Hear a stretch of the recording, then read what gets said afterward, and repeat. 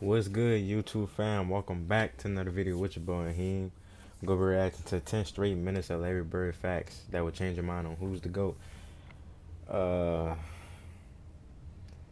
in my opinion, he's still not the GOAT as Michael Jordan, but hey man, if this video could convince me, man, hey, I might hop on that little Larry Bird bandwagon, man. Even though I'm kind of low key is already watching a lot of his videos, but let me just stop talking, man. Let's get into it. 6'9" frame and an unparalleled basketball IQ, Larry Bird was a force to be reckoned with on the court. His silky smooth Get shooting comfortable, y'all. stroke, combined with a fierce competitive spirit, made him one of the most feared and respected players of his era. That jump Beyond the shot was numbers and pretty. accolades, Larry Bird's impact on the game Hold on, y'all. with a That fierce jump shot was court. pretty. His silky smooth shooting stroke, combined with a fierce Mm. competitive spirit, made him one of the most feared and respected players of his era. Beyond the numbers and accolades, Larry Bird's impact on the game extends far beyond his statistical achievements. He embodied the blue-collar work ethic and the never-say-die attitude of the heartland.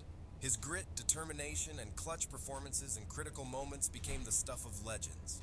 Welcome to the Facts. Squad Dawkins channel. Here we give you 10 straight minutes of awesome facts on the great Larry Bird. Nobody worked as hard as Larry. He was the first guy there. He was the last guy to leave. He wore that body out with the jumpers and the running and the movement and the concentration and the focus and the discipline and the sacrifice. He had it all. Larry Bird dominated his era, and no fact may better prove that point than this one. For 6 straight seasons from 1981 to 1986, Bird was either the MVP or the runner-up. And That he shit also crazy, finished bro. in the top 2 spots in 7 That out shit of 8 crazy. seasons from 1981 to 1988. Larry Legend is the only person in NBA history to win league MVP, Coach of the Year, and Executive of the Year. From the That's some 1984-85 go shit. season through the Some go shit. 1987-88 season, Larry shot 51.7% from the field, 41.4% from three-point range. 50% from the field over a little bit of 50%. A little bit over 50%. Yeah, that shit crazy. 52.7 field goal percentage. That shit crazy. And 90.1% from the free throw line. That means Larry Legend No, he doesn't was a just have a bucket. 50-40-90 season on his resume, He but he has consistent. a 4-season stretch of 50-40-90 percentages. Very During that consistent. stretch, he averaged 28.1 points per game.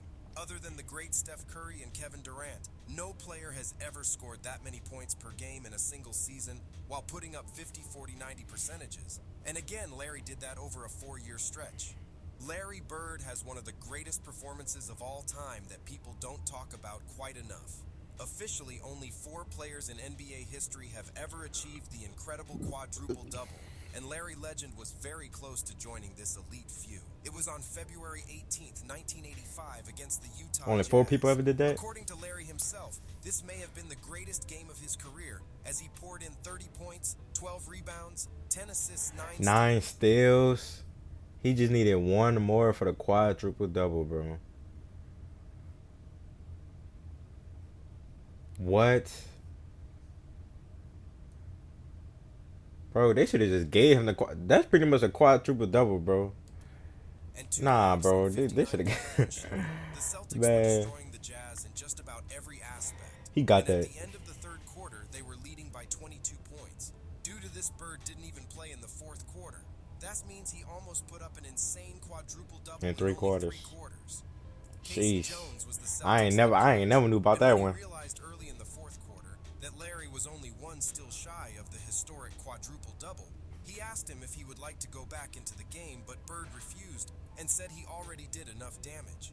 His shot was just so like perfect, you know, and I not only respect it was it though, man. perfect, you know, my mother-in-law nicknamed his jump shot Silent Death because when he shot it, the ball just like rolled in the air, and it was almost like it was Squat. playing a song. The way it was like just moving in the air, and then it would just swish through. Larry shot 37.6% from three-point distance, which is an even greater percentage than Damian Lillard's, who now many people are putting in the conversation of the greatest shooters of all time. Right. Larry was also much better from three-point range in the second half of his career over the first. The reason for this is because Larry's rookie season in the NBA was also the year that the NBA introduced the three-point shot, which was 1979. This means that Bird wasn't practicing the three ball throughout his years in high school and college. Right. Instead, he literally developed his three-point shot during his years in the NBA, and he hadn't mastered it until the mid-'80s, which drastically affected his career percentages. On top of that, Bird was an even better Facts, shooter bro. when They he gotta mattered talk the about that. most, as he shot 42.2% from three-point range over his career in the NBA Finals. That finals percentage is greater than the finals efficiency of both Steph Curry and Klay Thompson. This guy, I think he was born to play basketball. Seeing him come in and making the adjustment early, taking a team that had won 20 games the year before, next year, I mean, they're 40 plus, and next year is 60. Larry Bird had one of the best rookie campaigns in recent memory, even if he came when he was supposed to compete with other elite stars like Kareem Abdul-Jabbar and Julius Erving to win an MVP award. Damn. Forward averaged 21.3 points and 10.4 rebounds per game, while also showing the capability to dominate defenses.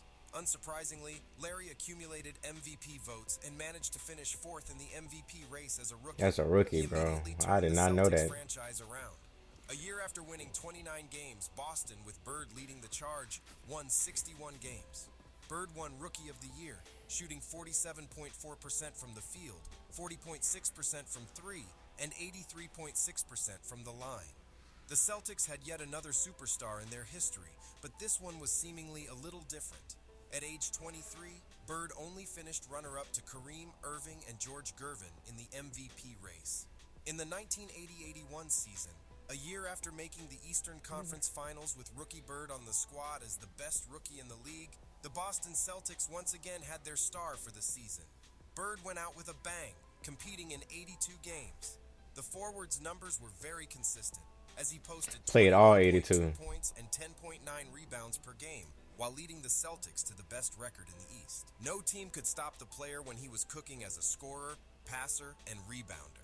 The Celtics ended up defeating the Houston Rockets in the NBA Finals, which capped off an all-time great season by Larry and his first NBA championship. That was the second year, huh? Bird finished second 3 times before he finally captured his well-deserved MVP award.